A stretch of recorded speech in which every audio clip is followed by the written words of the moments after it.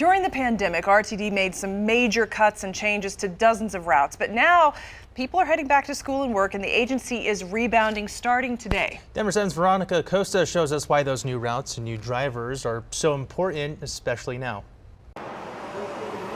His green bag, phone, and a drink. All Jared Hardrick needs on a warm Sunday morning as he waits for his RTD ride. Once that ride is here, it's a run to get on. I had to drop off a rental car to the rental car agency, and because this is a busy weekend, all the rental cars are sold out in downtown Denver. So I'm going to take the RTD back to downtown Denver, $10.50 for that for the ticket versus paying a $35 Uber to get down there.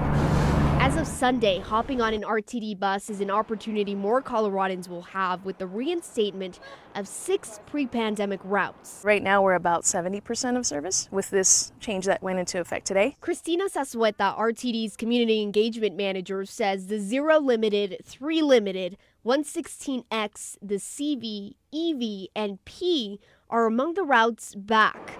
That's all thanks to more people leaving their homes. We see some ridership growth.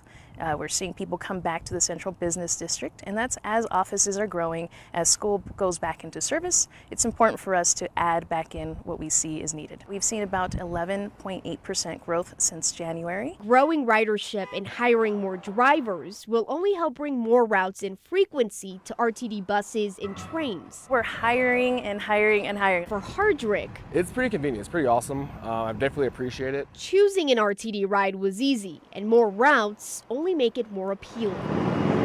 In Lakewood, I'm Veronica Acosta, Denver 7. Giving some more context tonight, RTD saw a massive drop in passengers, in part due to the pandemic, about 62% since 2019.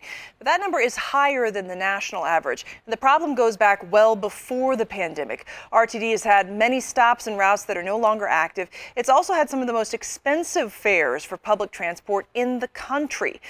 An accountability report released back in July suggested that RTD should offer cheap or free fares to try to lure commuters back to its buses and trains. RTD said it would look into that, but it still has not happened.